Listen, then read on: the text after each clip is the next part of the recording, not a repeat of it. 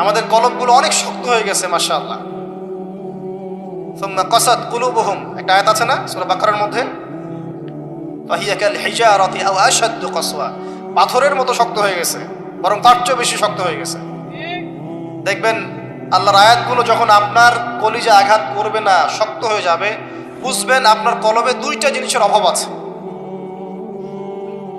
একটা হচ্ছে আপনার কলব নিয়মিত পরকালকে স্মরণ করে না, নিয়মিত আপনার কলব মউতকে স্মরণ করে না। দুই নাম্বার হচ্ছে আপনার কলবে কোরআনের তেলাওয়াত পৌঁছাচ্ছে না। এই দুটোই কারণ।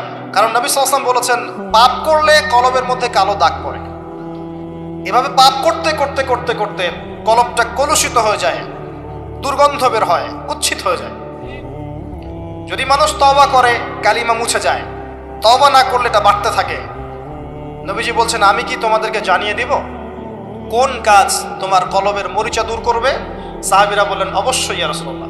তিনি তখন এই দুইটা কাজ বলেছেন। এক নাম্বার, বেশি থেকে বেশি কোরআন তেলাওয়াত এবং মউতের স্মরণ তোমার কলবকে পরিষ্কার করে দিবে ইনশাআল্লাহ। এই দুটো কাজ আমরা করতে চাই না।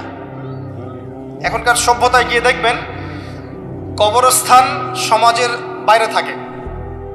একটা সমাজ এর বাইরে দেখবেন কবরস্থান দূরে, আর ঢাকা হলে তো কথাই নাই। দেখবেন বনানীতে কবরস্থান, তার আশপাশে মানুষ ছুটছে আর ছুটছে জীবনে, দুনিয়ার জীবিকার তাগিদে। একবার ফিরে তাকানোরও সময় নাই যে ওটা কি, জায়গাটা কি, কোন জায়গা।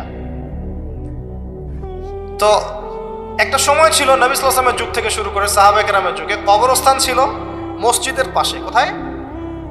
এলাকার মূল যে মসজিদ এর পাশে। মানুষ 5 ওয়াক্ত নামাজে যেত, কবর দেখতো, পরকালকে স্মরণ করতো, জিয়ারত করতো, চলে আসতো। এখন দেখবেন মাসে একদিনও কেউ কবরস্থানে যায় না। তো মউতের কথা স্মরণ হবে কিভাবে?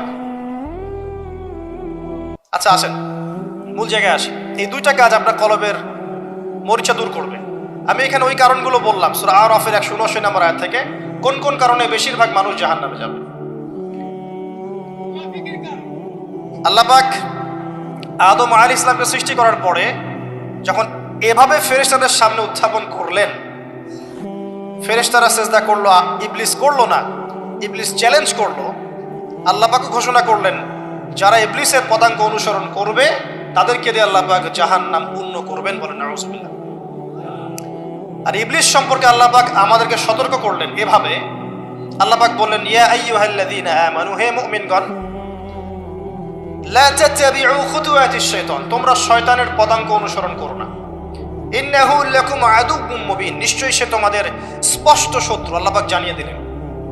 জানিয়ে দেওয়ার পরে আদম এবং হাওয়া আলাইহিস সালাম তাদেরকে রাখলেন জান্নাতে। কোথায়?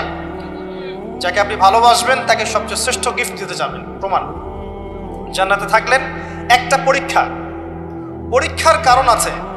পরীক্ষার কারণ হচ্ছে আমি চাচ্ছি সে আরো বড় পুরস্কার পাক। এটাই পরীক্ষার কারণ। দুনিয়ার জীবনে আমরা এসেছি কি জন্য? পরীক্ষা দিতে। আল্লাহ পাক চেয়েছেন পরীক্ষায় পাশ করে আমরা যেন আরো বড় পুরস্কার পাই। লিনাবলুয়াকুম আইয়ুকুম আহসানু আমালা, আল্লাহ পাক দেখতে চান তোমাদের মধ্যে আমলের শ্রেষ্ঠকে। একটা পরীক্ষা আল্লাহ পাক দিলেন, ওয়ালা তাকরাবা হাযিহিশ শাজারা, তোমরা দুজন এই গাছের কাছে যাবে না। আরেকটা কথা মিস করে গেছে, এই দুজনের আরেকজনকে হাওয়া আলাইহিস সালাম। কোত্থেকে আসলেন তিনি? আদম আলাইহিস সালামের একাকিত্ব বোধ হচ্ছিল জান্নাতে। সঙ্গিনী সবচেয়ে ইম্পর্টেন্ট জিনিস আপনাদের পৃথিবীতে, তাই না? একজন উত্তম জীবন সঙ্গিনী খুব গুরুত্বপূর্ণ জিনিস পৃথিবীতে। সে যদি ভালো হয়, নেককার হয়, সৎ হয়, আপনি দুনিয়াতেই জান্নাতে থাকবেন ইনশাআল্লাহ। আর সে যদি বদকার হয়, দুশ্চরিত্র হয় এবং আল্লাহ এবং তার রাসূলের বিরুদ্ধাচরণ করে, আপনার আনুগত্য না করে, আপনি দুনিয়াতেই জাহান্নামের ফ্লেভার পাবেন ইনশাআল্লাহ। তো হাওয়া আলাইহিস সালামকে সৃষ্টি করা হয়েছে আদম আলাইহিস সালামের কোত্থেকে? পাঁজরের হাড় থেকে। এখানে একটা কথা মনে পড়লো, এটা বলার লোভ সামলাতে পারছি না। এই হাড়ের ব্যাপারে নবী সাল্লাল্লাহু আলাইহি ওয়াসাল্লাম একটা কথা বলেছেন। তিনি বলেছেন যে তাদেরকে মানে বুঝে নেন কাদেরকে? তাদেরকে সৃষ্টি করা হয়েছে বক্র হাড় থেকে, বাঁকা হাড় থেকে। কাদেরকে? যদি জোর খাটাতে চাও তাহলে হাতটা পটাশ করে ভেঙে দেবে, আর যদি ওই অবস্থায় ছেড়ে দাও তাহলে সে বক্রই থেকে যাবে। তার সাথে উত্তম নসিহতের মধ্য দিয়ে জীবন পার করতে হবে, এবং এটা খুব ডিফিকাল্ট। দুনিয়াতে সবচেয়ে বড় পরীক্ষাগুলোর মধ্যে একটা এটা, বক্রহারকে নিয়ে জীবন চলা, এটা সবচেয়ে বড় পরীক্ষাগুলোর মধ্যে একটা। এখানে আল্লাহ পাক যার প্রতি রহম করবেন সে ইনশাআল্লাহ তাআলা দেখবেন দুনিয়াতেই জান্নাতের ফ্লেভার পাবে। আর দেখবেন যার ঘরে সৎ স্ত্রী নাই, বদকার স্ত্রী আছে, সেই পৃথিবীতেই জাহান্নামের স্বাদ পায়। বলেন নাউজুবিল্লাহ। আমরা দোয়া করি সবার ঘরে ঘরে যেন আল্লাহ পাক নেককার সৎ স্ত্রী দান করেন। আল্লাহ। তো হাওয়া আলাইহিস সালাম এবং আদম আলাইহিস সালামকে আল্লাহ পাক রাখলেন কোথায়? জান্নাতে। আপনি ঘুম আসতেছে? আমি কিন্তু অনেক কষ্ট করে কথা বলছি। তো জান্নাতে রাখলেন, একটা পরীক্ষা, গাছের কাছে যাবে না। এই গাছের নাম কি এটা বড় কথা নয়, এই গাছের নামটা কি এটা কিন্তু বড় কথা নয়, মূল কথা হচ্ছে পরীক্ষাটা কি। গাছের কাছে যাবে না। গাছের কাছে তারা গেলেন কিভাবে? শয়তান তাদেরকে কি করলো? প্রলোভিত করলো। এক পর্যায়ে তারা আল্লাহর এই বিধানের কথাটা ভুলে গেলেন এবং সেই নিষিদ্ধ গাছের কাছে চলে গেলেন। এবার আল্লাহ রাব্বুল আলামিন এর আদেশ লঙ্ঘন করার কারণে আল্লাহ পাক নারাজ হলেন। নারাজ হওয়ার পরে আল্লাহ পাক তাদেরকে জান্নাত থেকে কি করলেন? পৃথিবীতে নামিয়ে দিলেন। নামিয়ে দেওয়ার আগে একটা ঘটনা ঘটেছে, সেটা হচ্ছে আদম আলাইহিস সালাম অপরাধ করার পরে প্রচন্ড রকমের অনুতপ্ত ছিলেন। তিনি এত অনুতপ্ত ছিলেন যে কোন ভাষায় তিনি আল্লাহর কাছে তওবা করবেন, কিভাবে আল্লাহর কাছে অনুশোচনা প্রকাশ করবেন, এই ভাষাটা পর্যন্ত তার জানা ছিল না। আল্লাহ পাক কোরআনে বলছেন ফাতালাক্কা আদামু মির রাব্বিহি কালিমাত ফাতাবা আলাইহি। আল্লাহ পাক আদম আলাইহিস সালামকে তওবার কালিমা শিখিয়ে দিলেন। সুবহানাল্লাহ।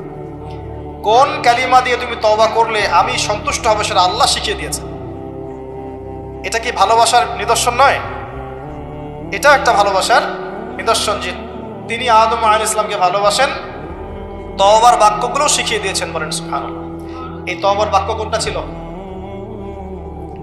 রব্বানা যালামনা আনফুসানা ওয়া ইল্লাম তাগফির লানা ওয়া তারহামনা লানাকুনান্না মিনাল খাসিরিন। এই বাক্য আল্লাহ শিখিয়ে দিয়েছেন। সুবহানাল্লাহ। এই বাক্য দিয়ে আদম আলাইহিস সালাম তওবা করলেন, আল্লাহ পাক তওবা কবুল করলেন, কিন্তু সীমা লঙ্ঘন করার কারণে নামিয়ে দিলেন কোথায়? পৃথিবীতে। এবং পৃথিবীতে আদম আলাইহিস সালাম, হাওয়া আলাইহিস সালাম, ইবলিস, তাকেও নামিয়ে দেওয়া হয়েছে। এবার পৃথিবীতে আল্লাহ পাক দিলেন একটা হায়াত, কারো 100, কারো 200, কারো 30, কারো 40, কারো 10-20, আল্লাহু আলাম, কারো 2000, 1000, 5000, এমনও হায়াত ছিল। এটা আল্লাহ জানেন ভালো। এই সময়টুকুতে আল্লাহ পাক অফুরন্ত নিয়ামত দিলেন, হায়াত দিলেন, পরিবার দিলেন, রিজিক দিলেন, বাসস্থান দিলেন, এমন প্রতিটা বস্তু যা এই জীবনে, এই দুনিয়ার জীবনের প্রয়োজন, আল্লাহ পাক সব কিছু দিলেন। এগুলো কি ভালোবাসা নিদর্শন নয়? ভালোবাসা নিদর্শন। এবং আল্লাহ পাক একটা দর্শন দিলেন, ফিলোসফি, একটা মূলনীতি। মূলনীতি শোনেন, সূরা বাকারার 38-39 নম্বর আয়াতে আছে। আল্লাহ পাক বলছেন কুল নাহবিতু মিনহা জামিআ। আমি আল্লাহ বললাম তোমরা নেমে যাও পৃথিবীতে সবাই একসাথে। ফাইম্মা ইয়াতিয়ান্নাকুম মিন্নি হুদান। তোমাদের কাছে আমার পক্ষ থেকে হেদায়েত আসবে। প্রত্যেক যুগে যুগে তোমাদের কাছে আমার পক্ষ থেকে হেদায়েত আসবে, আসমানি কিতাব আসবে, নবী রাসূল আসবেন। ফামান তাবিআ হুদায়া, যারা আমার হেদায়েতকে অনুসরণ করবে, মেনে চলবে, ফালা খাউফুন আলাইহিম ওয়ালা হুম ইয়াহজানুন, তাদের কোনো টেনশন নাই, কোনো দুশ্চিন্তা নাই। যেই জান্নাত থেকে এসেছেন সেখানে ফিরে যাবেন ইনশাআল্লাহ। শর্ত কি? আল্লাহর হেদায়েত মেনে চলতে হবে। এটা 38-39 নম্বর আয়াতে আল্লাহ পাক বলছেন ওয়াল্লাযীনা কাফারু ওয়া কাযযাবু বিআয়াতিনা, কিন্তু যারা কুফরি করবে, অস্বীকার করবে এবং আল্লাহর আয়াতকে মিথ্যা প্রতিপন্ন করবে, ফাউলাইকা আসহাবুন নার, এরাই হচ্ছে জাহান্নামের অধিবাসী। হুম ফিহা খালিদুন, এখানে তারা চিরস্থায়ী হবে। ইবলিসের সাথে। কার সাথে? ইবলিসের সাথে। এই হলো দর্শন। এরপর আপনাকে পাঠিয়ে দেওয়া হলো পৃথিবীতে। এখানে আমাদেরকে দেওয়া হয়েছে সব কিছু, আমাদের অন্ন, আমাদের বস্ত্র, আমাদের বাসস্থান, আমাদের শিক্ষা, আমাদের চিকিৎসা, এভরি সিঙ্গেল নেসেসারি এলিমেন্টস যা আমাদের প্রয়োজন এই পৃথিবীতে বসবাস করার জন্য আল্লাহ পাক প্রত্যেকটা দিয়েছেন। সুবহানাল্লাহ। এমনি এমনি দিয়েছেন? আরে দিয়েছেন কিন্তু কাফের, মুশরিক, মুরতাদ, মুনাফিক, মুমিন সবাইকে দিয়েছেন, কাউকে দেন নাই এমন না, আছে না? হয়তো কাউকে বেশি, কাউকে কম। আর এই যে কম বেশি, রিজিকের কম বেশিটা আল্লাহ পাক নিজে ডিল করছেন, যাতে করে সমাজের মধ্যে ব্যালেন্সটা বজায় থাকে। যদি একজন রিক্সাওয়ালার চাহিদা না থাকতো, কে আপনাকে ওই জায়গায় পৌঁছে দিত? কথা বুঝতে পারছেন না? একজন যিনি চুল কাটেন, তার যদি চাহিদা না থাকতো, কে আপনার চুল কাটতো? একজন পোশাক নির্মাতা, তার চাহিদা না থাকলে কে আপনার পোশাক নির্মাণ করতো?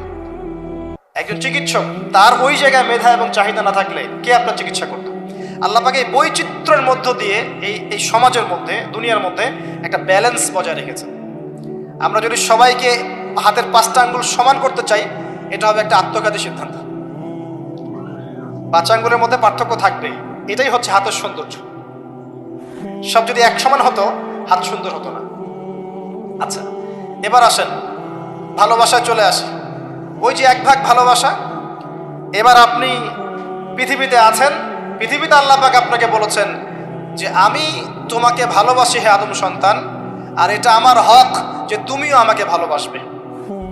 এটা কিন্তু হাদিসে এসেছে। আল্লাহ পাক বলেছেন, হে আদম সন্তান, আমি তোমাকে ভালোবাসি, আর এটা আমার হক যে তুমিও আমাকে ভালোবাসবে। এই পৃথিবীতে আমাদের ভালোবাসার কেন্দ্র কে হবেন? সমস্ত কিছু ভালোবাসার ঊর্ধ্বে কার স্থান হবে? আর আল্লাহ বলেছেন, যদি তোমরা আমাকে সত্যিকার অর্থেই ভালোবাসো, কুল ইন কুনতুম তুহিব্বুনাল্লাহ ফাত্তাবিউনি, যদি তোমরা সত্যিকার অর্থেই আল্লাহকে ভালোবাসো, আল্লাহর ভালোবাসা পেতে চাও, তাহলে একটা কাজ করো। কি করো? ফাত্তাবিউনি, কার অনুসরণ করো? মুহাম্মদ রাসূলুল্লাহ সাল্লাল্লাহু আলাইহি ওয়াসাল্লাম। আপনি আর আমি আমাদের জীবনের প্রতিটা কাজ যদি মুহাম্মদ সাল্লাল্লাহু আলাইহি ওয়াসাল্লামের তরিকা মতো করি, আপনি প্রমাণ করে দিবেন, হে আল্লাহ, আমি তোমাকে ভালোবাসি, এবং আপনিও আল্লাহর ভালোবাসা পাবেন ইনশাআল্লাহ। শুধু তাই নয়, শুধু ভালোবাসাই নয়, ওয়া ইয়াগফির লাকুম যুনুবাকুম, তোমাদের সমস্ত পাপ মাফ করে দেব ইনশাআল্লাহ। আল্লাহু গফুর রহিম, আল্লাহ পাক হচ্ছেন পরম করুণাময়, অসীম দয়ালু। এখন নবী সাল্লাল্লাহু আলাইহি ওয়াসাল্লামকে অনুসরণ কিভাবে করবেন? ঘুমাবেন কার মতো? রাসূলের মতো। উঠবেন কার মতো করে? ওযু করবেন কার মতো? বাথরুমে যাবেন কার মতো? বের হবেন কার মতো? নামাজ পড়বেন কার মতো করে? তিলাওয়াত করবেন কার মতো? জিকির করবেন কার তরিকায়?